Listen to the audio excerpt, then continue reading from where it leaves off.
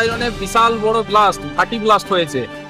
আমরা মোটামুটি 1 kilometre 1.5 kilometre দূর থেকে বিশাল আওয়াজ হয়। আশেপাশে আমাদের শেখপুর গ্রামে আপনারা যাবেন, আমাদের গ্রামে ঘর বাড়িগুলো একদম ফেটে গেছে। पूर्वी खबर।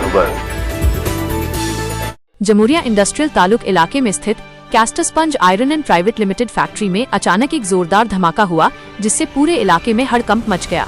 इस भीषण विस्फोट की चपेट में आने से करीब 19 से 20 मजदूर गंभीर रूप से घायल हो गए हैं।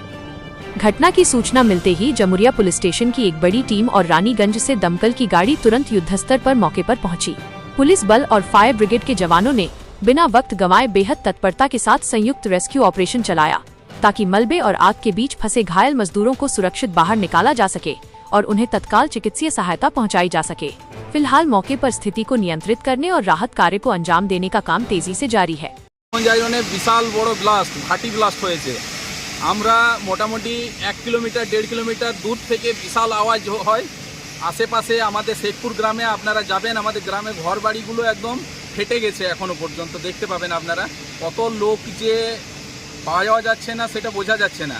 অনেক লোক এখনো পর্যন্ত নিরুদ্দেশ। আমরা গ্রামের লোকজন মিলে কিছু জনকে উদ্ধার করলাম, মোটামুটি 3 জনকে উদ্ধার করে হসপিটালে পাঠানো হয়েছে। বিএন আগরওয়ালে 2টো আছে, একটা রয়্যাল কেয়ারে আছে। তো এমএলএ স্যারকে ফোন করেছিলাম, উনি অ্যাম্বুলেন্স পাঠিয়েছিলেন। আর পুলিশরাও এসেছে। এখনো পর্যন্ত কতগুলো বডি উদ্ধার হয় সেটাই দেখার। তা আনুমানিক কতগুলো মোটামুটি আনুমানিক ঘাটিতে যতজন কাজ করে, যারা কারখানায় কাজ করে তারাই বলতে পারবে। এখনো পর্যন্ত জানা যাচ্ছে, সবাই বলছে যে এখনো পর্যন্ত কম বেশি হলেও 10-এর বেশি মানুষজনকে খুঁজে পাওয়া যাচ্ছে না। তো এইগুলো এখন উদ্ধারের জন্য পুলিশ প্রশাসন কি করছে সেটাই দেখার আছে। তার মানে কি ওরা মৃত?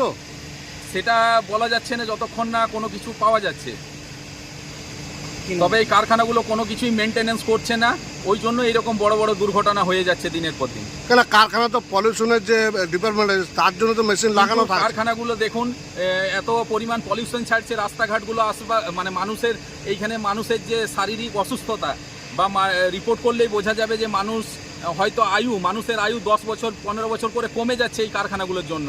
কবে যে এই কারখানাগুলোর উপর কোনো একটা কঠোর ব্যবস্থা নেওয়া হবে, মানুষজন যে কবে ভালোভাবে বেঁচে থাকতে পারবে সেটাই এখন দেখার আছে। এখন আপনারা কি দাবি রাখছেন? আমরা দাবি রাখছি যেন এই কারখানাগুলো, এত মানুষ যখন কাজ করছে, কারখানাগুলো সমস্ত কিছু মেনটেনেন্স করে, সব কিছু করে।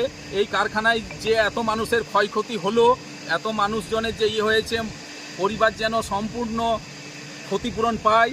এমনকি আশেপাশে যে ঘর বাড়িগুলো ভেঙে গেছে সেইগুলোরও যেন কোনো ব্যবস্থা করে প্রশাসন, এটাই বলার আছে। এখনো কি মনে হচ্ছে কিছু আরো এখনো ব্যক্তি বা মৃতদেহ আছে?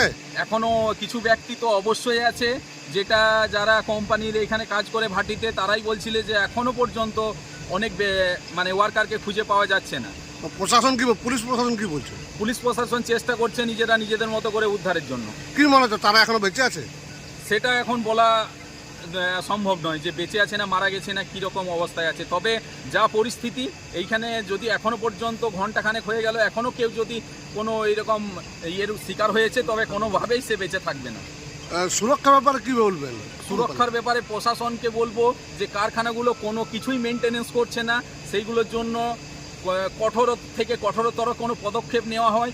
শ্রমিকদের জন্য ভালো সুরক্ষার জন্য কিছু একটা ব্যবস্থা করা হয়, যাতে শ্রমিকরা সঠিকভাবে নিজেদের কাজ করতে পারে। আপনার নাম পরিচয়? আমার নাম কাঞ্চন পাল, শেখপুর গ্রামেরই বাসিন্দা। हमारे चैनल को लाइक शेयर सब्सक्राइब करना ना भूलें और बेल आइकन को दबाना ना भूलें और देखते रहें पूर्वी खबर। पूर्वी खबर, नजर सब पर।